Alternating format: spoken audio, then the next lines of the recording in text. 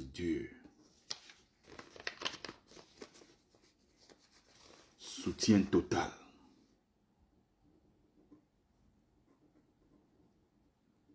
Bonjour mes amis. On continue la mobilisation, on ne s'arrête pas.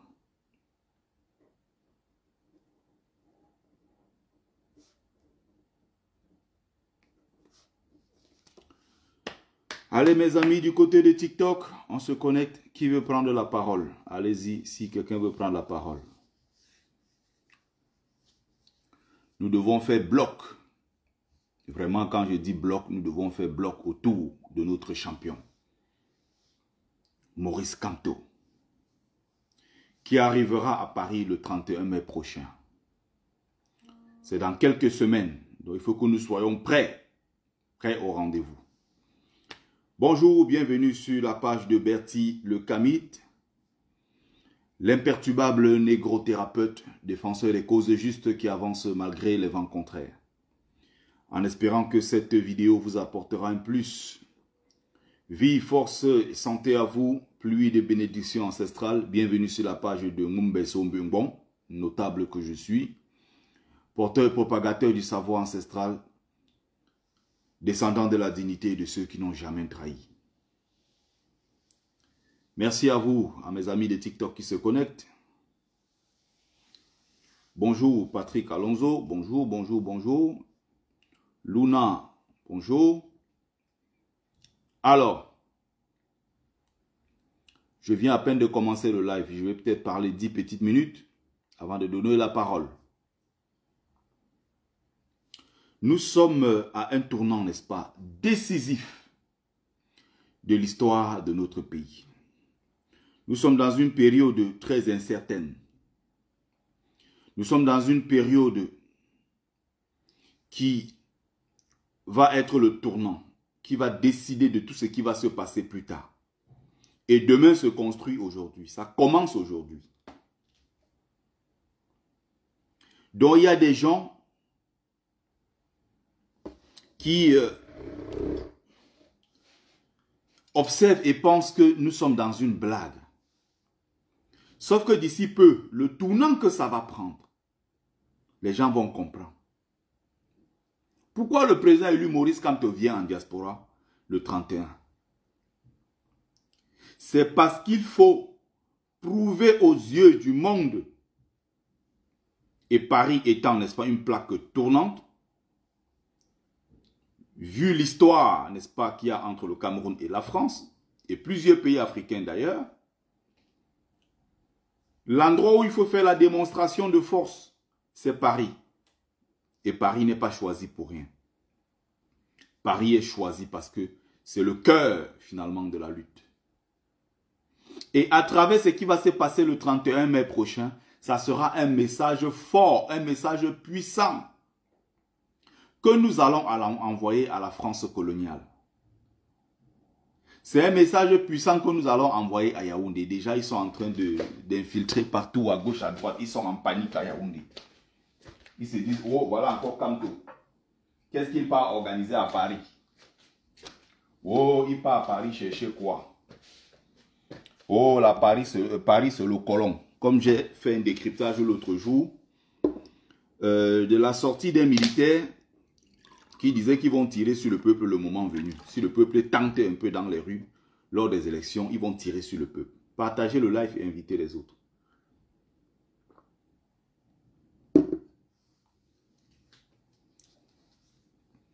Tout le désordre que vous voyez chez nous, il y a une responsabilité de nos dirigeants locaux, les valets de la France, mais il y a aussi, on ne peut le nier, la main de la France qui colonise. Cette France coloniale dans tout ce qui se passe dans notre pays, le Cameroun. On va s'arrêter sur le cas du Cameroun pour ne pas s'étaler sur l'Afrique francophone. Encore que c'est une insulte de parler d'Afrique francophone. Nous avons divisé les populations africaines avec des réalités qui n'ont rien à voir avec notre continent. On parle aujourd'hui d'une Afrique arabophone. Depuis quand l'Afrique est arabophone? Est-ce que vous avez entendu déjà parler de l'Arabie swahiliphone? Est-ce que vous avez entendu un Saoudien vous dire que non, il divise une partie de son territoire, il dit que non, ceci là, c'est une partie du Swahili, soit c'est une partie du Lingala. Vous avez entendu parler d'Europe lingalophone? Ça n'existe pas. Mais nous, les colonisés, nous avons accepté qu'il y ait chez nous une Afrique arabophone, donc d'influence arabe, notamment dans le nord, et pas seulement dans le nord de l'Afrique, mais une bonne partie de notre peuple qui a été islamisé et qui a accepté cette humiliation, parler d'Afrique arabophone. Vous avez des musulmans africains, quand on parle d'Afrique, ils vous disent clairement que non, ils sont arabes. Ils ont réussi l'exploit de couper leurs liens avec leurs propres ancêtres, leurs liens généalogiques avec leurs ancêtres, pour s'inventer une origine arabe. Vous voyez même parfois des nègres, qui vous disent que non, ils sont descendants du prophète Mohammed. Mais comment se fait-il que tu sois descendant du prophète Mohammed? Parce que la religion a fait son travail de lessiver les cerveaux, au point où l'Africain aujourd'hui se voit debout comme arabe. Il y a des Africains qui vous disent carrément qu'ils sont arabes. Allez voir les Mauritaniens qui vous disent carrément qu'ils sont arabes. Comme il y a une sœur mauritanienne qui est en crise en ce moment, à Ganisha, qui a une grosse crise identitaire et qui récemment s'exprimait dans un live en attaquant, n'est-ce pas, Ibrahim Traoré de génocider les peuples au Burkina. Mais qui non seulement s'attaque à Ibrahim Traoré, à raison ou à tort, mais ce qui m'a intéressé, ce n'est pas cette partie, ce qui m'intéresse, c'est le fait qu'elle fasse des publications pour dire qu'elle n'est ni africaine. On parle comme ça d'une africaine hein, qui est mauritanienne, hein, qui est noire comme toi et moi. Elle est même plus noire.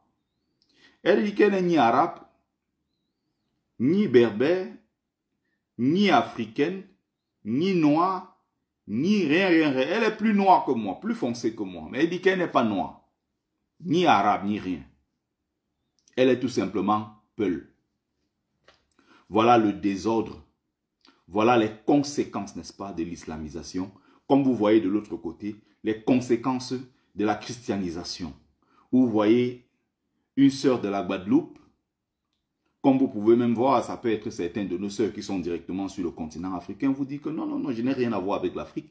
Je suis descendant de Bretons. Il y a des nègres leucodermisés qui vous disent que non, ils ont des origines bretonnes. Tu vois un Martiniquais, un Guyanais, ou je ne sais pas, non, non, non, je n'ai rien à voir avec l'Afrique. Comme le grand Senghor lui-même s'est inventé 3 gouttes de sang portugais. Donc, aujourd'hui, on a une Afrique lusophone, colonisée par le Portugal, où on parle portugais, l'Angola, Sao Tomé et Principe, Guinée-Bissau. Et oh non, il y a une Afrique lusophone, il y a une Afrique francophone, il y a une Afrique anglophone, il y a une Afrique lusophone et tout. Mais quel désordre! Quel continent sérieux peut tomber dans ce genre de piège? Diviser ses propres réalités territoriales, géographiques et tout, avec, n'est-ce pas, des considérations linguistiques qui sont venues d'ailleurs. C'est un grand danger qu'ont fait les intellectuels africains. Qu'est-ce qu'ils ont fait pour empêcher cela? Donc, pour revenir au sujet du jour, pourquoi le président Maurice Kamto vient à Paris? Il y a mon frère Dark Rock. Malambo te punkrente. C'est le notable qui parle comme ça. Notable de Dieu. Mélangé avec les petits lilliputiens là qui parlent parce que le combat nous a mélangés. Motema, Donaldine, salut. Bon, c'est un vrai sujet, mais bon, ce n'est pas le but d'aujourd'hui. On pourra parler de ça, j'ai l'habitude d'en parler. Mais revenons sur le cas Maurice Kamto, qui viendra à Paris le 31 mai prochain. Je vous attends tous au rendez-vous. Je vous attends tous à ce grand rendez-vous. Donc, c'est très important d'aborder ce genre de sujet. Nos intellectuels n'ont pas fait le travail. Bonjour mon grand frère, Jean-Jacques Vidéo. Nous avons échoué. Et cette génération-là a une lourde responsabilité dans tout ce qui est arrivé sur notre continent. C'est pour ça, d'ailleurs, je faisais une vidéo la dernière fois, j'ai intitulé cette vidéo « Nous n'avons pas de leçons à recevoir des anciens ». Si on reste sur le cas du Cameroun, les gens qui ont 50 ans ou 60 ans viennent donner des leçons à la base. Vous donnez des leçons à la base par rapport à quoi? Vous donnez des leçons à la base sur la base de quoi? Au nom de quoi? La base est née en 2018. Là-bas, ce sont les enfants, c'est les yéyés qui sont nés dans les années 80, 90, jusqu'à certains même qui sont nés dans les années 2000. C'est des gens qui sont nés hier. Ils se battent comme ils peuvent avec les petits moyens de leur époque. Vous étiez où dans les années 80 pour chasser Paul Biya? Vous étiez où dans les années 90 où Biya était encore fragile? Biya venait d'arriver en 82 au pouvoir. Il est dans le sérail certes depuis 62, mais il n'était pas président de la République. Il avait des postes clés comme Premier ministre, ministre et tout. Vous l'avez laissé prendre le pouvoir en 82. La France a joué son rôle, comme vous connaissez, dans quelles conditions Biya est arrivé au pouvoir avec la complicité de Albin Chalandon, Loïc Le Floch-Prigent, qui ont travaillé à le maintenir, la France-Afrique de Jacques Faucard et tout le reste, on ne va pas revenir dessus. Vous connaissez toutes ces choses-là. La génération de l'époque avait la responsabilité de ne pas laisser Biya installer ses tentacules sur l'ensemble du territoire. Plutôt que de le contrôler, qu'est-ce que nos aînés ont fait? Qu'est-ce que nos papas, nos mamans, nos grands-parents ont fait? Ils ont laissé Biya installer ses tentacules partout. Biya est passé pratiquement dans toutes les chefferies où on lui a donné le pouvoir. Partout où il passait, il était honoré. On lui disait que non, papa, prends ça. Va là-bas devant nous représenter. Mais Biya allait représenter lui-même et son clan. Il n'a représenté personne. Même pas ses propres frères Boulou, qui n'ont pas d'eau, qui n'ont pas d'électricité, qui n'ont pas de route, qui n'ont pas de centre de santé, qui n'ont rien du tout. Quand vous allez même dans sa région même natale, les gens se battent là-bas pour juste avoir de quoi manger. Alors qu'il est président depuis 43 ans. Il a choisi quelques-uns comme ça dans le tas, à qui il a remis des postes à haute responsabilité. On te nomme directeur par-ci, ministre par-là, ambassadeur à gauche, à droite. Et ceux-là se chargeaient de donner, de redistribuer cette richesse-là aux gens de leur environnement, de leur entourage. Ça s'arrêtait là. Mais l'écrasante majorité des populations qui sont dans l'ère culturelle Fambeti Boulou souffrent au même niveau que ceux qui sont dans l'ère culturelle Sawa ou bien Grassfield, ou bien dans le Grand Nord. Il aurait fallu stopper.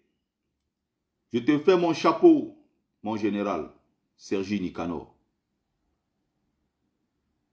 Bertie Locamide ne cesse de t'honorer tous les jours. Même quand tu n'es pas dans mes lives, il faut savoir que je parle beaucoup de toi et tu le sais. Je t'honore pour le combat que tu as apporté. Je t'honore pour cette lutte que tu as menée jusqu'ici. Et je te dis bravo. Voilà les braves combattants sur le terrain. Intrépides. Imperturbables quand ils sont sur le terrain. Dans la lutte, combien connaissent Sergi Nicanor? Combien? Combien connaissent qui est Sergi Nicanor? On a fait la part belle, on a déroulé le tapis rouge aux gens dans le combat. Pourquoi? Parce qu'ils font des directs.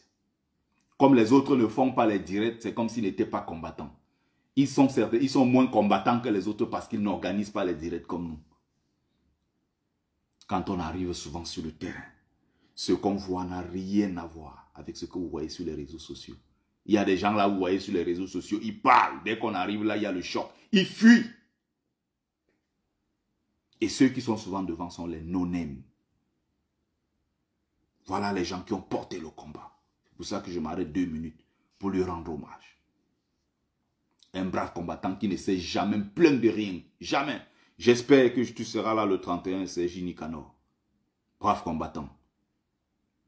Il aurait fallu stopper Paul Biya depuis cette époque-là. On a laissé 82. On a laissé 84 avec le faux coup d'État que tout le monde connaît, qui n'a jamais en réalité été un coup d'État.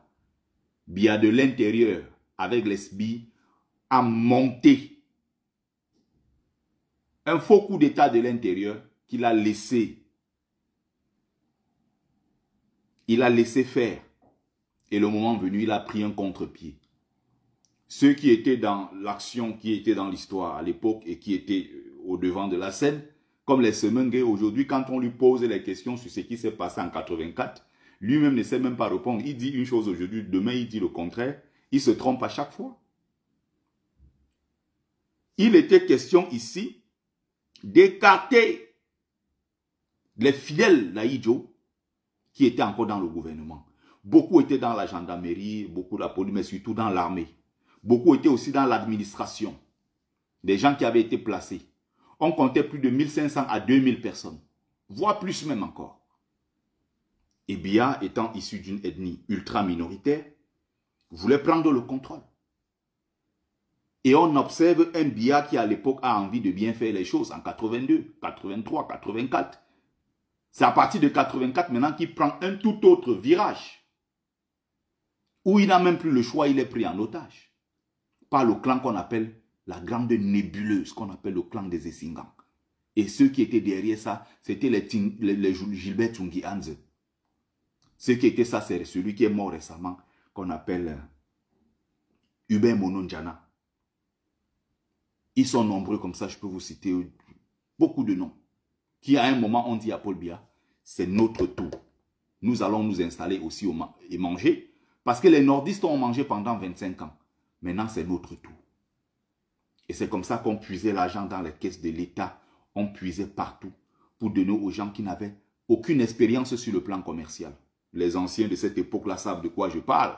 Il y a eu à une époque à Yaoundé des centres commerciaux appartenant aux gens qui étaient dans le clan de Paul Biya, le clan des Essingans. Il y a eu même des agences de transport, il y a eu des boutiques, il y a eu plein de trucs comme ça qu'on a ouvert à gauche, à droite sans qu'on ne sache où l'argent venait. Ces gens-là n'étaient pas capables de justifier la source de leurs revenus. Et ils ont été comme ça placés tous dans le système. L'objectif étant de faire barrage à ceux qu'ils appellent les gens de l'Ouest, à qui on a redistribué des milliards. Comme Ahidjo lui-même à son époque faisait, avec les Aladis. Il y a même un concept là qu'on appelle, les anciens se souviennent très bien, le concept de Aladi, les Aladi morts, quelque chose comme ça, le faux mort d'Aladi. Où les gens partaient déclarer. Ils prenaient des grosses sommes d'argent qu'Ahidjo donnait à ses frères. Il partait encore lui-même déclarer qu'il est mort. Donc tu vas toi-même, tu déclares que tu es mort. Et le lendemain, on dit, bon, la dette est effacée parce que le monsieur n'est plus en vie. Mais on vient de voir un grand centre commercial qui a ouvert en ville. On vient de voir une grande plantation qui a été créée par le même monsieur qui se balade partout dans la ville avec des grosses voitures. C'était l'argent de l'État. Lui-même est allé déclarer qu'il est mort alors qu'il est en vie. Donc, à cette époque-là, maintenant, les gens qui sont autour disent que les autres ont mangé pendant 25 ans. C'est notre tour aussi de manger. Et maintenant, ils mangent depuis 43 ans. Avec, bien sûr, quelques poches des gens qui viennent du Nord, quelques poches des gens qui viennent du Grassfield, des poches des gens qui viennent de l'air culturel Sawa. Ils se sont mis ensemble avec le grand Manito, qui est là, qui est Paul Biya, qui est au cœur de ce système-là qui a détruit notre pays pendant 43 ans. Les 10 premières années encore, on se disait que peut-être on peut sauver quelque chose. Mais Biya a pris un virage très dangereux à partir de 84. C'est pour ça qu'en 92, les gens se sont dit, ce type-là, il faut qu'il parte. Parce qu'il avait déjà privatisé une bonne partie des sociétés. Il avait vendu d'autres sociétés. Il y a beaucoup de sociétés qui avaient fait faillite et tout ça. Voilà comment ça fonctionnait. Général Barat, bonjour à toi. Et donc aujourd'hui, les anciens là n'ont pas fait leur travail. On a laissé Biya en 92 avec un bandit qu'on appelle Ni John Fundi. Les Camerounais ont perdu goût à la politique. En 1992, il y a une élection, alors que Ni John Fundi n'est pas Bamileke, Ni John Fundi est porté majoritairement par le peuple Grassfield. Il est porté par les Sawa, il est porté par une bonne partie de la population. On dit c'est lui, celui-là qui va nous sauver. Il va face à Paul Biya, il gagne dans les urnes. Mais c'est un égoïste qui ne pense qu'à lui et il ne pense pas à l'avenir de de tout un pays. C'est pour ça que j'ai dit que ces gens de cette génération-là, ils ont une lourde responsabilité dans ce qui est arrivé dans notre pays. Et ils ne peuvent pas aujourd'hui, en aucun cas, donner des leçons aux combattants de la base que nous sommes. Nous sommes les enfants de Yéyé, nous nous battons avec les moyens de notre époque. Et nous ne voulons pas recevoir les leçons des gens qui ont eux-mêmes échoué ou bien des leçons des gens qui n'ont jamais rien tenté. Ce n'est pas possible. Ni John Fundi gagne dans les urnes.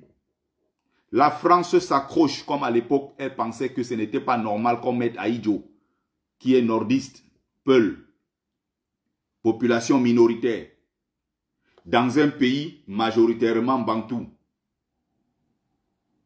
Il n'était pas normal que ce pays-là soit dirigé par Amadou Aïdjo. Voilà les craintes de l'époque. Ils se disent, mais est-ce que c'est normal? Et voilà finalement ce qui va se passer. Comme à l'époque en 92, pour les Français, il n'est même pas concevable, il n'est même pas pensable qu'on mette quelqu'un au pouvoir qui est anglophone, qui soit anglophone. Un anglophone qui va venir diriger un pays majoritairement francophone. Et qui a plus les intérêts avec d'autres puissances et non avec la France. Donc on a dit ni John Fundi est un danger. Les Français ont dit John Fundi est un danger pour nos intérêts. Et il menait la lutte. Il était à Tarinkong là-bas à Bamenda. Il n'était pas à Yaoundé, au cœur même. Comme Paul Biya, comme aujourd'hui là, Maurice Kamto. Et Kamto à l'époque soutenait ni John Fundi. Était dans la campagne, il soutenait ni John Fundi. D'ailleurs, il y a eu un collectif à l'époque qui s'était créé, dont Maurice Kamto était l'un des leaders. Et voilà comment, au moment de faire ce que Maurice Kamto a fait en 2018, qu'on appelle le contentieux post-électoral, Maurice Kamto a traîné le Cameroun, l'État du Cameroun à la Cour constitutionnelle pour que ces choses-là soient débattues. Il a dit, j'ai gagné et je vais défendre ma victoire. Quand on a demandé à Ni John Fundi de faire la même chose en 1992, il a dit, on a go talk for them people, them say they give me money. On a dit, Ni John Fundi, l'Amérique est avec toi et les Américains veulent te soutenir, ils veulent te porter. Il a dit, on a talk for them, say they give me money. Il y a un collectif d'avocats qui s'est formé et qui voulait porter le problème à la Cour constitutionnelle. Ni John Fundi a dit non. Dites-leur que j'ai besoin d'argent. Biya, sachant corrompre tout le monde, a fait le job. On a ramené les caisses, les mallettes d'argent, il a pris. Il a allé créer sa plantation là-bas avec ses bœufs et tout. C'était un ancien libraire hein, qui n'a pas de formation intellectuelle, culturelle ou quoi que ce soit. Ce n'est pas quelqu'un qui était formé en tant que tel. Mais qui a eu le mérite à son époque de mener une lutte mais incroyable, à la suite de ce que l'UPC avait fait. Ni John Fundi s'est battu en 92. Et progressivement, on a senti le même John Fundi qui était en train de faiblir. La preuve, à sa mort, qui allait enterrer Ni John Fundi, c'est le RDPC. Qui a organisé le deuil de Ni John Fundi, c'est le RDPC. Sa femme, paix à son âme, sa femme quand elle était malade, quand elle a été soignée en Suisse, par le gouvernement camerounais, par le même RDPC qui était à son chevet, jusqu'à sa mort. Jusqu'à la mort de Ni John Fundi lui-même qui a été enterré par les caciques, tous ceux que vous voyez, les caciques du RDPC, c'était au deuil. Où étaient les populations qui soutenaient John Fundi à l'époque? Non, ces populations ont été déçues. Donc, toutes ces périodes-là, les gens ne se sentaient pas bien en ce qui concerne la chose politique. Les gens se sont dit quelque part, mais non, ce n'est pas normal. Ce n'est pas normal. Donc, les gens ne s'intéressaient pas à ces choses-là. Ils se sont dit, on a été trompé. Maintenant, qu'est-ce qu'il faut faire? Il faut attendre l'éclosion d'un nouveau leader politique charismatique. C'est pour ça que les élections, quand on dit que non, Paul Biya n'a jamais gagné une élection au Cameroun et tout, en réalité, ce n'est pas vrai. Le seul moment où Biya a été secoué, c'était en 92. Et il a donc combattu ce que les intellectuels du clan Essinga ont mis en place par les fameux Ndongo que vous voyez. Ils ont appelé avec comment on appelle celui qui est mort récemment ici à Bordeaux, Joseph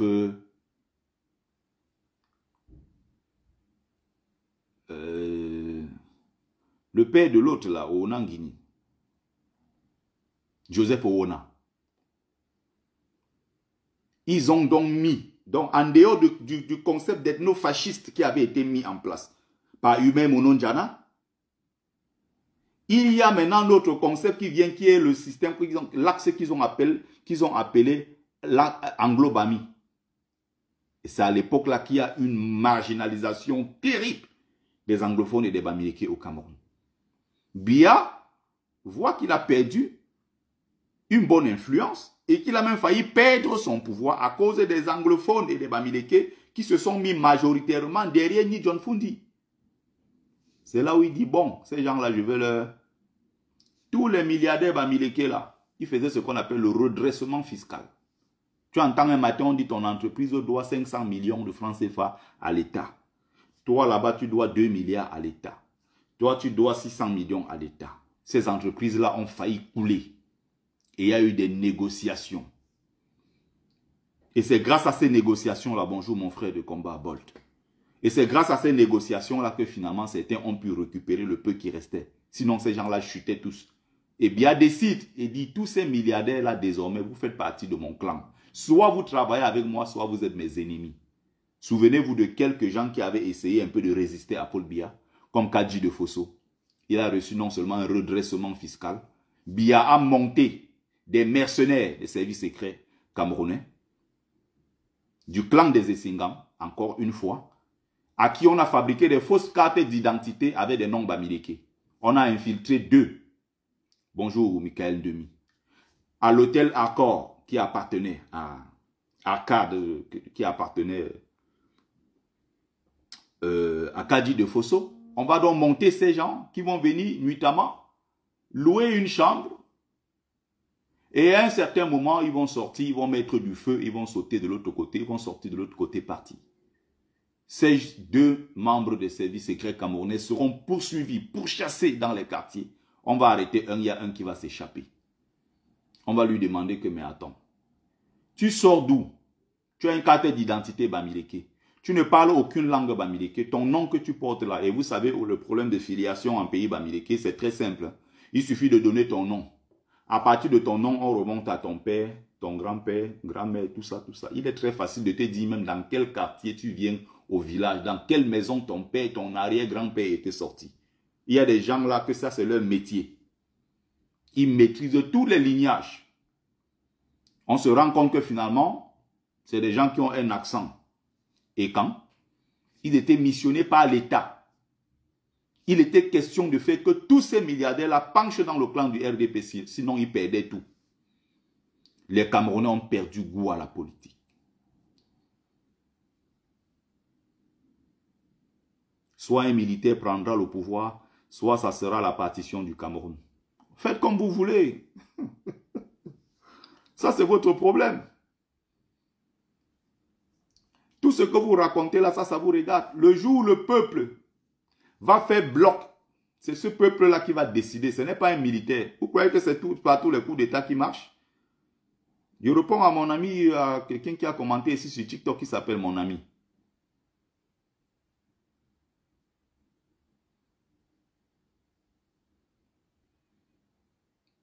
Vous savez ce qui s'est passé au Burkina Faso? Il y a Damiba qui a fait le coup d'État. Il y a aussi Gilbert Diendéré qui a tenté le coup d'État. Le peuple ne l'a pas suivi. Hein. Donc ne pensez pas que quand il y a coup d'État, forcément le peuple va suivre. Hein. Attention. Tu peux tenter le coup d'État, ça ne marche pas. Le coup d'État au Burkina Faso, dès qu'on a entendu Gilbert Diendéré, le complice même qui était à l'origine de la mort de Thomas Sankara. Mais tu ne peux pas toucher l'âme de Sankara au Burkina. Dès que tu as le moindre pépin, avec le nom seulement Sankara, on ne veut pas entendre parler de toi.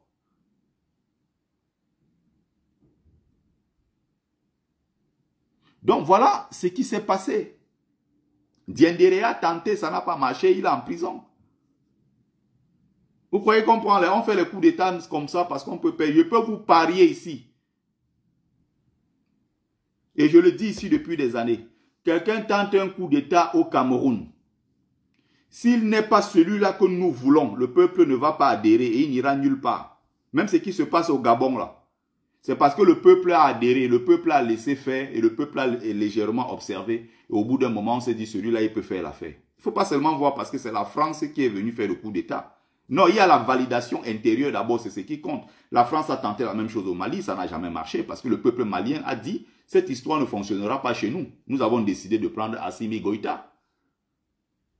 J'ai dit bien, avant que Ibrahim Traoré ne vienne faire son coup d'État, il ne faut pas oublier, donc vous pouvez penser à votre coup d'État que vous voulez faire à l'intérieur du système pour remplacer Biya par un militaire de votre clan et tout. N'oubliez pas qu'à l'intérieur même de l'armée, il y a des gens qui vont se lever pour dire que stop. Et pour faire que ce pays-là soit en paix, il ne faudra pas un écran dans ces choses-là. Parce que si vous commettez l'erreur de prendre un écran, vous mettez devant, vous avez détruit le Cameroun. Et ça va se détruire complètement. Quitte à ce qu'on reconstruise plus tard. N'oubliez pas. Comme vous êtes donc têtu, vous ne voulez pas entendre et vous croyez exactement que non, le Cameroun vous appartient parce que c'est vous qui avez l'acte de naissance du Cameroun. Vous pouvez vous permettre ce que vous voulez parce que vous êtes écan, votre frère est au pouvoir et vous êtes à tous les postes clés de l'administration. Je rappelle que même si vous avez tous les postes clés, comme dans l'administration centrale, dans l'armée, c'est les écans qui contrôlent, la gendarmerie, la police, les impôts, la douane, les ministres, les ambassadeurs. Vous avez pratiquement tout le Cameroun pris en otage par les écans. Ne vous méprenez pas. Ne vous méprenez pas. À l'intérieur même du système, il y a ceux qui ont décidé, et le cas du Cameroun est un cas particulier. Ça n'a rien à voir avec d'autres pays. Vous allez voir la folie des Camerounais le moment venu. Continuez. Parce qu'il y a des gens là qui rêvent. Je dis bien, si vous voulez la paix et la stabilité au Cameroun, il ne faut même pas que dans les 10, 15, 20 prochaines années, qu'un écan pense qu'il peut remplacer Paul Biya. Je dis bien, je le dis sur la place publique ici depuis des années. Et il y a l'un des vôtres qui a compris ce piège-là, qui s'appelle Aristide Mono Njana. Aristide Mono, pardon. Rien à voir avec l'autre. Il avait fait une sortie une fois pour expliquer quelque chose que j'explique ici depuis des années. Je n'ai pas la prétention de dire que pour qu'il fasse cette sortie-là, il m'avait écouté. Non, non, non, je ne suis pas à son niveau sur le terrain politique. Il est docteur en sciences politiques. Quand il parle, il a une grosse expérience. Il sait de quoi il parle, Mono Njana. Aristide Mono, pardon. Si vous voulez la paix et la stabilité, à un moment, Ahidjo pouvait remettre le pouvoir à son fils. Hein. Ahidjo a un grand-fils qui a la cinquantaine, soixantaine aujourd'hui. Hein. Plus même. Hein. Le fils d'Ahidjo, là, j'ai oublié son nom. Ahidjo pouvait donner le pouvoir à son fils. Ahidjo étant lui-même du Nord, il a dirigé pendant 25 ans, de 58 à 82. Il était là. À un moment, il a pensé que non, il faut qu'on laisse le pouvoir. Il a transmis le pouvoir à quelqu'un du Sud. Est-ce que vous comprenez ce qui se passe derrière? Il a transmis le pouvoir à quelqu'un du Sud.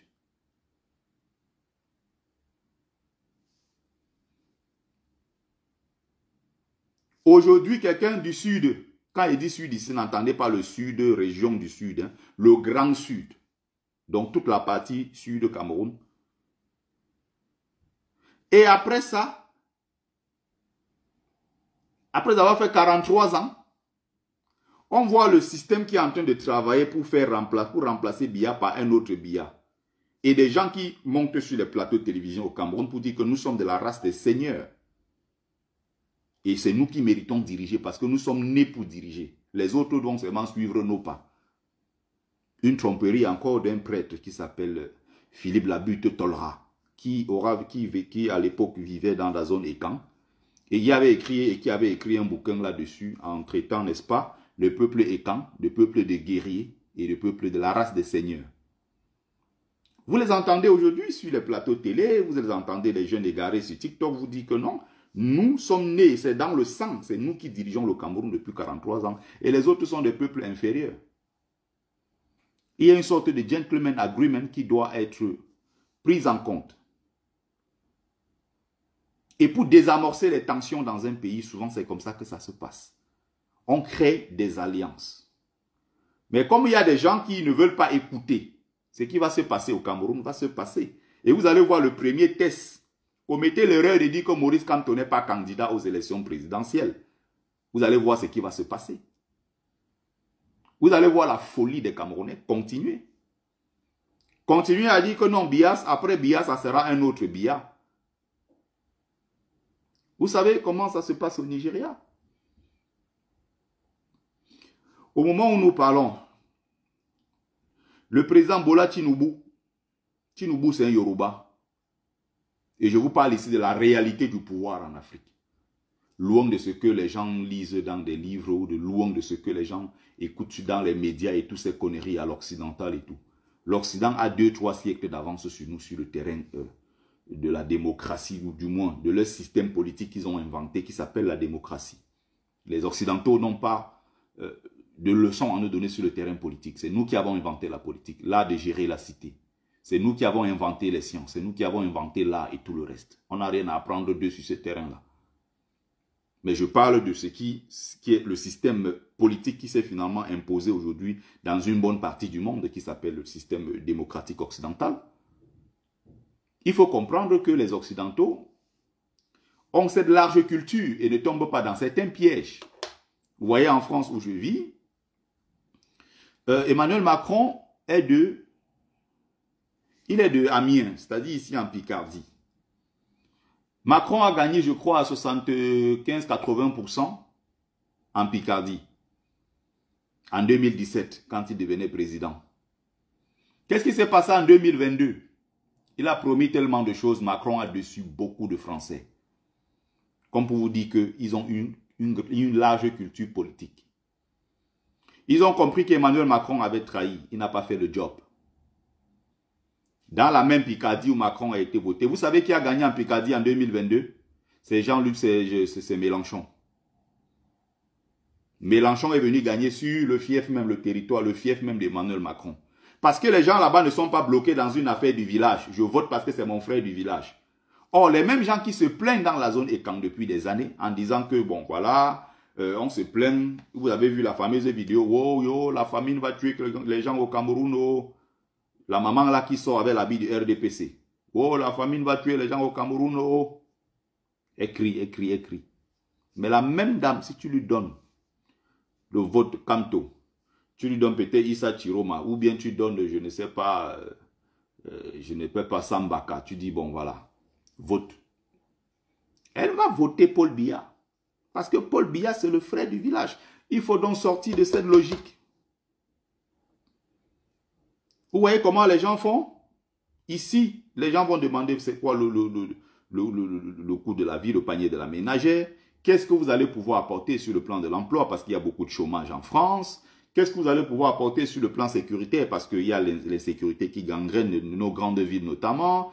Qu'est-ce que vous allez apporter au niveau du droit des femmes, des choses comme ça. Les gens vont aborder les questions concrètes. Non, chez nous, les gens ne sont pas dans ce raisonnement. Celui-là, c'est mon frère. Je veux voter aveuglément mon frère parce que c'est mon frère du village.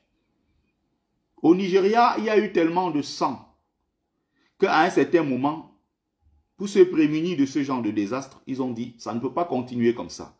Les politiciens se sont assis, ils ont réfléchi ensemble, ils se sont posé des vraies questions. On a un pays divisé entre les musulmans et les chrétiens. On a également un pays divisé entre tribus, notamment les grandes tribus comme les Haoussa du Nord, qui sont dans le Grand Nord, ceux qui sont sur la côte, qui sont les Yoruba, et les Igbo. Ils se sont dit, à un moment, il va falloir qu'on crée des alliances politiques pour éviter que le sang coule. Ce qui se passe au Nigeria, là, on n'est pas dans les élections libres et transparentes, démocratie, comme vous entendez. Hein. C'est qu'à un moment, les gens se disent, pour éviter un certain nombre de choses, faisons comme ceci pour préserver la paix sociale. Et si les Ekang sont donc sages, qu'ils ne tentent jamais au Cameroun, après 43 ans de Biya, de mettre un autre Ekang. Et c'est là où le Cameroun va péter. Et ça va sortir comme ça va sortir. Vous avez vu Bola Tinubu, je vous disais. Il est Yoruba. Et il y a une partie Yoruba musulmane et il y a une partie Yoruba chrétienne. C'était d'abord l'autre qui était là. Boari. Boari est du Nord. Boari a laissé le pouvoir. Quand il y avait les élections récemment, ils se sont déjà préparés. Il y avait Peter Obi, qui est Igbo. Il a essayé. Qu'est-ce qu'ils ont fait? Quand il fallait voter massivement, ceux qui sont du Grand Nord se sont dit, bon, on va confier le pouvoir à Bola Tinubu. Et il y a ceux qui sont Yoruba, évidemment les Yoruba musulmans, qui ont penché pour l'autre. C'est-à-dire qu'il y a toujours cette alliance entre les musulmans Yoruba et les musulmans du Nord qui sont Haoussa, en général. Il y a les Kanouris et tout ce mélange-là. Mais prenons ça comme ça dans un grand ensemble. Ils se disent pour préserver la paix. À un moment, il y a des choses. Vous voyez, il va prendre derrière lui maintenant le vice-président du pays. Le vice-président sera un chrétien. Et qui ne sera pas forcément un Haoussa.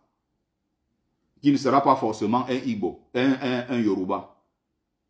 C'est comme ça qu'ils essayent de structurer et d'organiser les choses. Quand c'était Goodluck Jonathan est quoi? Il est issu de l'ethnie ultra minoritaire. Ils ne sont même pas nombreux au Nigeria. Ils sont ceux qu'on appelle les Ijao. Mais demandez-vous comment quelqu'un comme ça a pu gagner les élections dans un pays qui fait 300 millions d'habitants. Et il est issu d'une population qui n'a même pas 10 millions d'habitants. Il dit bien sûr les 300 millions, les Ijao au Nigeria, ils ne représentent même pas 10 millions. Mais il a été président au Nigeria, Goodluck Jonathan.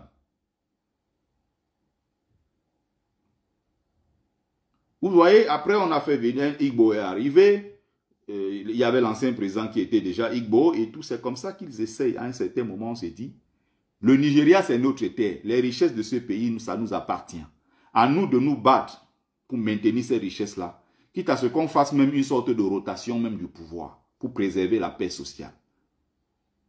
Quand vous allez vous asseoir même sur les plateaux télé, vous écoutez les BN News et tous ces trucs que le RDPC a créé, tous ces machins-là, vous allez sur TikTok, vous écoutez les jeunes Camerounais, mais vous êtes choqués d'apprendre que vous avez des Camerounais qui ont la quarantaine, la cinquantaine, qui montent dans des directs avec des jeunes et ils leur mettent des choses dans la tête.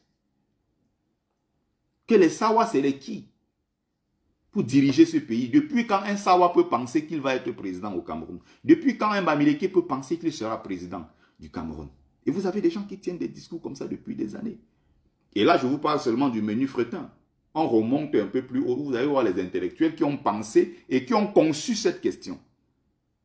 Est-ce que les gens comprennent pourquoi moi j'insiste sur le problème du tribalisme depuis des années ici sur ma page? C'est parce que c'est le fond du problème.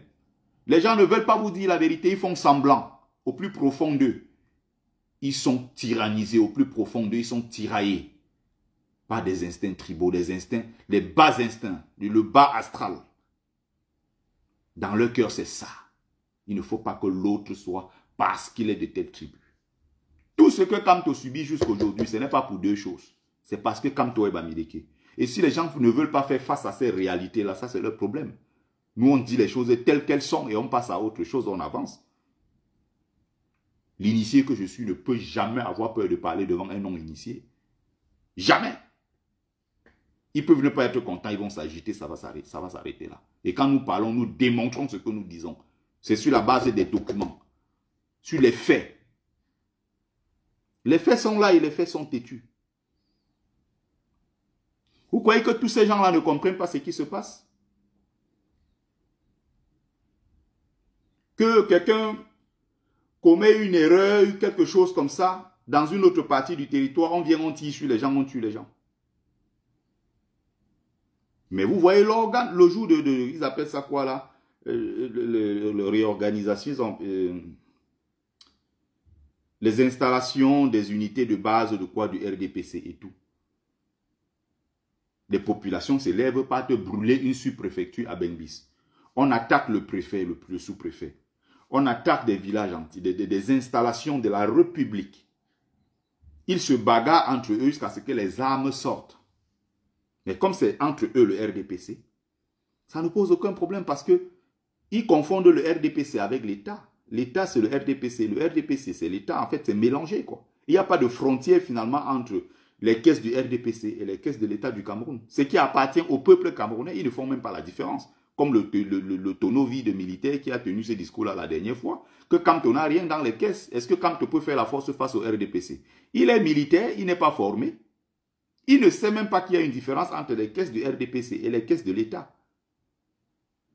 Donc, il pense que, clairement, le RDPC a beaucoup d'argent et le RDPC va combattre Maurice Kamto du MRC avec les moyens de l'État.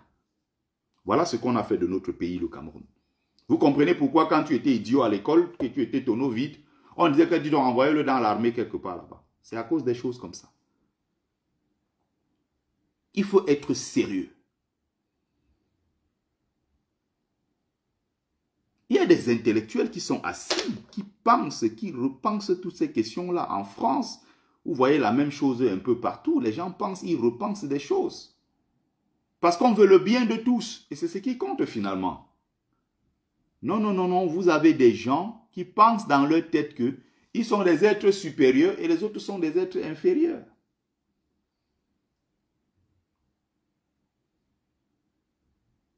Et il ne faut surtout pas aborder cette question. Dès que tu abordes ça, on te tombe dessus. Ah, c'est un tribaliste. Parce que vous dites ça, vous croyez que ça fait peur à qui? Vous avez vu ce qui s'est passé à Meyo Centre récemment. Meyo Centre. Des populations se sont levées. Les populations ont attaqué des gens parce que Bamileke. On a attaqué à gauche, à droite. On a insulté sur les plateaux de télé. Les gens ont multiplié des sorties. Sur TikTok, alors, c'était la magie. Pour dire que les Bamileke ont créé l'insécurité dans le centre-sud depuis qu'ils sont nombreux. Les Bamileke viennent de partout, ils étouffent les gens, ils volent partout, ils font de ceci, ils font cela. On a attaqué des gens. On a violenté des populations innocentes en présence de la police, de la gendarmerie. Ce qui s'est passé par la suite, c'est quoi? Est-ce que ces gens ont été dédommagés? Non. 4-5 mois après, on se rend compte que celui qui était à l'origine de ces crimes-là s'appelle encore Zoa quelque chose, Idriss, quelque chose comme ça, ou c'est Isaac. Boulou. C'est un enfant du village qui a fait ça. Les Bamileke, maintenant qu'on a chassé, on fait quoi de ceux-là? Est-ce qu'on a dédommagé ceux-là? Non. Ce sont des êtres inférieurs. Ils vont se battre pour reconstruire leur boutique. C'est ce qui s'était passé à Memvele. Même chose. On a attaqué les Bamileke, cassé leur boutique. Parce qu'on avait retrouvé un corps à côté du fleuve. Les pêcheurs et tous ces gens-là sont sortis, ils ont attaqué les Bamileke. Plus tard, ils ont commencé à dire que non. Et on se rend compte après que ce n'étaient pas les étrangers, les autochtones, les allogènes comme ils disent. Non, pas comme ils disent. Comme le dit la constitution du Cameroun. Parce que le désordre vient de là. À l'intérieur même de ton propre pays, il y a ceux que tu as mis dans le camp des étrangers, ceux que tu as mis dans le camp des autochtones et blabla. Et c'est dans notre constitution. Qu'est-ce qu'on a fait de ceux-là? On s'est rendu compte après que c'était un conflit au sein de leur propre famille. Et que c'est son oncle qui était à l'origine de l'assassinat de son frère. Mais on avait déjà attaqué les Bamileke partout. C'est la seule zone dans le Cameroun où le Bamileke se sent en insécurité. Même les nordistes qui sont loin là-bas. Les Bamileke vivent là-bas en paix. Au Grand Nord, ils vivent là-bas en paix, qui est loin, loin, loin, loin. Là. Où il n'y a même pas de mariage. C'est-à-dire que c'est quelque chose quand même de curieux. Il y a très peu de mariages entre Bamileke et nordistes. Mais les ressortissants Bamileke qui se trouvent au nord mènent leur vie paisiblement. Ils n'ont pas de problème avec les gens. Mais la population, la tribu qui se marie le plus avec les Bamileke, ce sont les Ekans. Malgré tout ce que vous entendez là, ils font des enfants tous les jours. Mais dès qu'il y a le moindre problème, on les entend sortir pour attaquer les Bamileke. Donc, voilà ce qui se passe. Ce qui va se passer, c'est quoi? C'est ça exactement. Il faut donc faire cette démonstration de force. Montrer que nous sommes le plus nombreux possible derrière le président élu Maurice Kamto. C'est ça qui va donner la force et la légitimité pour qu'il rentre au Cameroun le moment venu prendre le pouvoir. La mobilisation du 31 mai va faire que même ceux-là même qui se disaient peut-être que Kamto n'est plus très populaire, quand ils vont voir cette masse-là, cette foule qui va venir de partout dans le monde, la France va prendre note, sachant que si il y a une alternative au Cameroun, sans intégrer Maurice Kamto à l'intérieur, ça ne se fera pas, parce que le peuple sera derrière lui. Deuxième chose, c'est que Yaoundé même, à travers ce message fort, c'est un message fort et puissant que nous allons envoyer à Yaoundé pour leur dire, il est temps de déguerpir. Pliez vos bagages, partez. Abeguna Pakakugo, comme dit Richard Bona. Pliez vos bagages, vous allez partir même par la force. Même par la force, vous allez partir. Il est temps de plier bagages. Donc, ce qui est en train de se passer là, ne l'oubliez pas. Ce qui est en train de se préparer, vous allez voir bientôt. Continuez votre bavardage. Vous allez voir ce qui va se passer au Cameroun. Que ces gens-là se détrompent.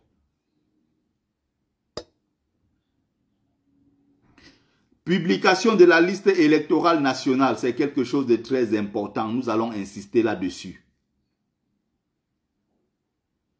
Il faut donner la force. Et qui donne la force? C'est le peuple. Qui donne la force et la légitimité à un leader pour aller s'exprimer en son nom. Et c'est ce que nous faisons avec le président Maurice Kamto.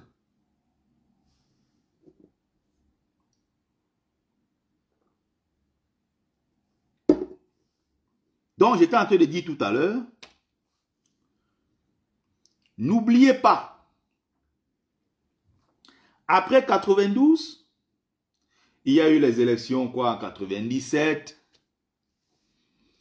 il y a eu des élections, mais il faut savoir que cette période de vide, entre ce qui s'est passé en 1992, bonjour Mafolor, bonjour Asibi, bonjour Général Magneto, ce qui s'est passé entre 1992 et 2018 avec l'arrivée du leader charismatique, Maurice Kamto, c'est quelque chose de très différent, c'est historique. Parce que depuis qu'on a perdu Ni John Fundi en 92, le reste là, ça ne comptait plus. Hein. Ça ne comptait plus. Ça ne comptait plus parce qu'on savait que Ni John Fundi n'était plus un vrai opposant après 92. Donc ce qui s'est passé là, c'était la chute, la dégringolade progressive. Ce qui s'est passé là, c'était ça, la dégringolade progressive. Donc plus personne ne croyait en lui. Et pendant ces périodes-là, non. Biya, même s'il bourrait les unes, Biya gagnait parce qu'il n'avait pas d'adversaire. Dites-moi qui était l'adversaire de Paul Biya en 97 aux élections. Il n'y avait personne. Ni John Fundi, on sait que c'est une marionnette. Les gens ne s'intéressaient même plus. Les gens même disaient que bon, Beta, comme on sait que Paul Biya, Beta, on vote même Paul Biya. Au moins, celui, il nous garantit la paix. On continue avec lui. Non, non, non, Biya a gagné ces élections. Simplement parce qu'il n'y avait pas de candidat, il n'y avait pas d'adversaire. Il n'y avait pas de candidat sérieux capable de véritablement le challenger. Ça n'existait pas. En 2004, Biya gagne ses élections. Parce qu'en 2004, il n'y a plus personne, Biya, à neutraliser l'opposition. Ayant neutralisé l'opposition, mais les gens ont été obligés de se plier en quatre devant Paul Biya. En 2011, c'était pareil. Il y a eu leur connerie qu'ils ont appelé le groupe, le G20 et toutes ces conneries-là et tout, avec les Marafa Amidou Yaya qui commençaient à lorgner son pouvoir. Et quelque part, il s'est dit, ces gens-ci peuvent être dangereux. Ils ont été progressivement neutralisés. D'autres emprisonnés, tous ces trucs-là, d'autres en exil et tout ce que vous voulez. Biya n'avait pas d'adversaire. En 2011, le MRC créé en 2012, et le véritable adversaire ici, c'est Maurice Kamto à partir de 2018. Il a fait ses preuves en 2018. Et en 2018, il gagne les élections. Il traîne le Cameroun à la Cour constitutionnelle. Il se bat, il met en place ce qu'on appelle le plan national de résistance. Il se bat jusqu'au bout pour réclamer sa victoire. Et de 2018 à 2025, il est resté constant. Il a fait grandir le parti MRC. Il est resté auprès des populations camerounaises quand il y avait des accidents. Quand il y a des problèmes dans le Nozo. Quand il y a des problèmes avec Boko Haram. Le président Maurice Kamto est toujours présent Le président Maurice Kamto a tout donné. Le président Maurice Kamto s'est investi à fond. Il a plus de 500, 700. Le MRC a fait les tours des villages. Le MRC a construit des écoles. Le MRC a fait des routes, a fait des, comment on appelle, a offert des tables bancs, a construit des écoles, a offert des forages. Allez voir un parti politique qui n'a presque rien du tout, qui se débrouille. Un parti politique de l'opposition, donc qui n'a pas les moyens de l'État. Mais avec le peu qu'ils ont, regardez ce qu'ils ont été capables de faire. Ça veut dire demain, s'ils ont les moyens de l'État, ils vont faire 100 fois plus. Ils vont développer le Cameroun. Regardez comment ils travaillent dur. Non, monsieur Kamto, c'est quelque chose. Le père là souvent me fait pitié. C'est très dur. On vous donne le planning journalier seulement, la charge de travail journalier de Maurice Kamto, vous pétez un câble. Si vous n'êtes pas un homme d'un certain niveau, vous ne pouvez pas tenir. Il dort à peine 3 heures par jour. 3 heures à peine, ce monsieur. Dossier Bakassi, n'oubliez pas, hein, malgré tout, c'est le bavardage que vous voyez de l'État du Cameroun qui parle là. Celui qui suit ce dossier jusqu'à aujourd'hui, c'est toujours Kamto. Hein. Vous avez vu récemment, non? Il y avait des incursions répétées de l'armée nigériane qui a même d'ailleurs jusqu'à aujourd'hui pris le contrôle de la partie Bakassi. Parce que quand on récupère une partie du territoire, en tant qu'un État, en tant qu'État responsable, qu'est-ce qu'on fait? On sécurise la zone. On crée une vie dans cette zone-là. On crée des écoles, des centres de santé. On crée des routes. On donne de l'emploi aux gens. On pousse les populations camerounaises à aller s'installer dans cette zone-là pour occuper le territoire.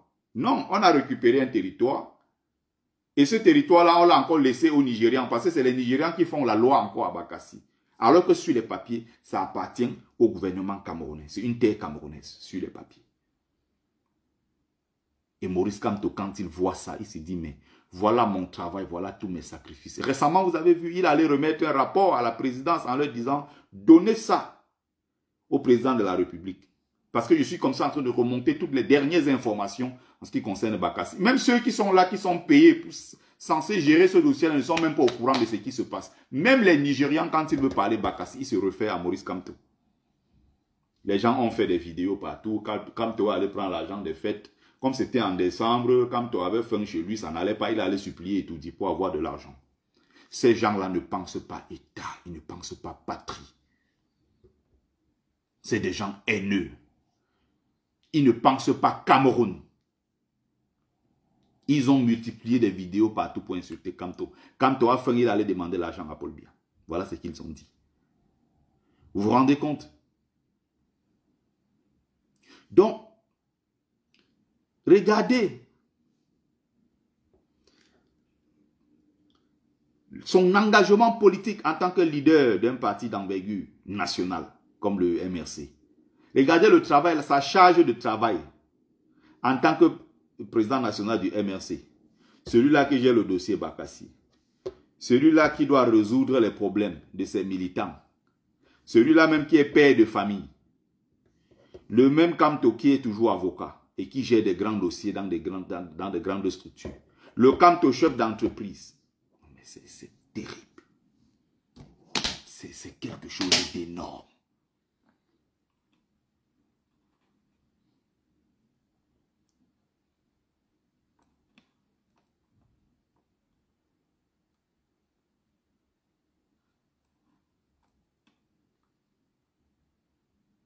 C'est pour ça que quand vous voulez distraire Kamto avec les dossiers qui ne sont pas importants, il ne parle pas.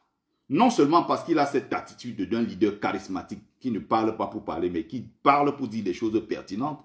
Mais il y a aussi le fait que Kamto n'a même pas le temps.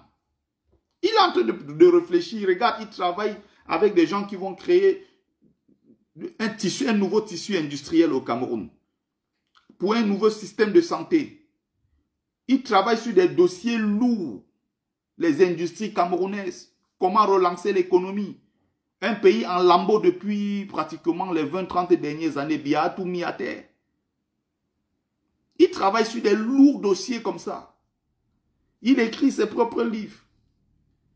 Mais vous croyez qu'il prend le temps où ce monsieur-là pour venir débattre d'une affaire, il va venir comme ça, parler d'une affaire de je ne sais pas, il y a tel qui a dit que tel. Il ne gère pas le Congo ça parce qu'il a des dossiers importants. À peine 3 heures de sommeil par jour. C'est important. Les dossiers qu'il gère sont des dossiers des dossiers sensibles dont les gens n'ont même pas idée. Vous croyez que quand on perd le temps, il est là, il contrôle, il regarde, il a les... Mais vous imaginez toute la charge. Qu'est-ce que le père là a fait aux gens? Ne regardez pas ceux qui ne veulent pas de Kamto ou qui n'aiment pas Kamto. Peu importe les raisons. Demande-toi. J'aime Kamto. Je veux que Kamto dirige le Cameroun. La question que tu vas te poser est très simple. Qu'est-ce que je fais concrètement à mon niveau pour aider Kamto à accéder au pouvoir? Voilà toute la question. Tout le reste là ne sert plus à rien. Si vous croyez que aimer Kamto, c'est aller sur les réseaux sociaux, dès qu'on n'est pas d'accord avec Kamto, vous partez insulter, vous vous trompez. Vous vous trompez. Il faut qu'on vous dise les choses très clairement. Et je l'ai dit ici, ça ne sert à rien.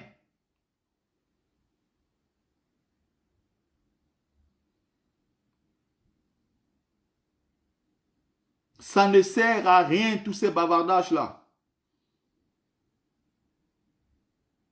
Ça ne sert à rien.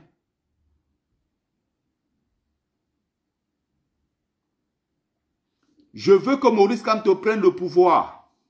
Tous les jours, je vois des jeunes qui parlent d'inscription sur les listes électorales. Je vois les blogueurs, les activistes et tout ça qui parlent d'inscription sur les listes électorales. Ah, mais qu'est-ce que je fais? Si je veux vraiment aider Maurice Kamto, si je veux vraiment le pousser à prendre le pouvoir, qu'est-ce que je fais? Alors, je m'en vais m'inscrire sur les listes électorales.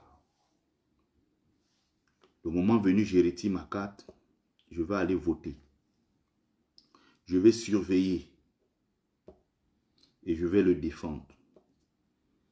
S'inscrire, voter, surveiller, défendre au besoin mon vote. Voilà ce qu'il faut faire quand on soutient Maurice Kamto. Tout ce qui est autour là, c'est le bavardage. Dès que tel n'est pas d'accord avec Kamto, on dit non, les quoi là, où c'est les Kamtoza, les Tontina, les Ibou, je ne sais pas trop quoi. Non, allons défendre le président élu. Tu pars courir sur Facebook insulter quelqu'un parce que il ne partage pas la vie de Kamto, mais son droit, il n'est pas obligé d'être d'accord avec Kamto. Toi, qu'est-ce que tu fais pour soutenir Maurice Kamto? Il faut aller t'inscrire, voter Maurice Kamto. C'est cette arme-là qui va te permettre demain de dire que je réclame mon vote parce que c'est légitime. Tu vas sentir en toi cette légitimité de te dire non, je me lève pour me battre pour quelque chose qui est de mon droit. J'ai fait mon devoir de citoyen. J'aimerais que ce droit-là soit respecté. Voilà exactement ce qu'il faut faire. Vous avez vu la preuve ici en diaspora. Je suis allé 5-6 fois devant l'ambassade. Récemment encore, j'y étais. Je suis allé un mardi, je suis allé un jeudi. Je suis allé, j'ai pris la caméra comme ça devant l'ambassade. J'ai dit, voilà les fonctionnaires de l'ELECAM, je ne sais pas quoi là. Les employés de l'ELECAM. Les employés de l'ELECAM sont au chômage. Ils sont au chômage parce qu'il n'y a personne qui vient s'inscrire. Comment se fait-il qu'en France, en Île-de-France, on a plus de 70 000 Camerounais en situation régulière? Peut-être 50 à 100 000 encore en situation irrégulière. Les Camerounais sont là, mais ils ne veulent pas se mobiliser. Allez les voir, allez voir maintenant le club Taro, c'est le dimanche. Allez voir comment c'est terrible partout. Les gens mangent le taro partout. Quand tu pars là-bas, tu leur demandes, est-ce que vous avez votre carte? Vous allez voter bientôt? On va faire comment? Mais dès que tu dis Kamto, oui, Kamto. Hey, Kamto, non, le père là est fort. Mais le père là est fort en quoi vous l'aidez? Comment vous le soutenez? Le 31 mai là prochain, on ira à la place de la République. Il y aura 20 000, 30 000, 40 000 personnes pour voir le grand héros Maurice Kamto. Imaginez s'il pose la question là-bas, qui de voir sa carte de vote? Sortez votre carte comme ça, vous montrez. Les gens ne vont pas être capables de montrer. Parce que chez nous, on ne sait pas soutenir quelqu'un. En dehors de soutenir Maurice Kamto, c'est avant tout un devoir citoyen que tu dois accomplir étant fier de le faire. Ils vont toujours dire que nous, on est avec Kamto, on aime Kamto. Vous aimez Kamto comment? Qu'est-ce que vous faites concrètement quand vous dites aimer Kamto? Non, quand on dit aimer quelqu'un, on se bat à faire des choses, voilà.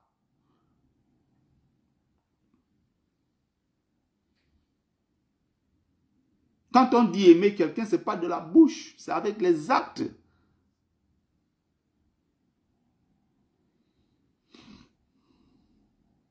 Donc, on se met en rang de bataille, on se mobilise. D'ici peu, nous allons faire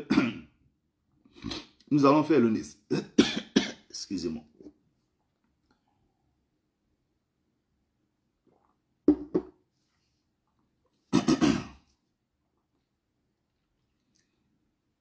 Il va falloir se mettre au travail. Tout le monde. Tout le monde doit se mettre au travail. Donc, voilà le petit message que je voulais passer.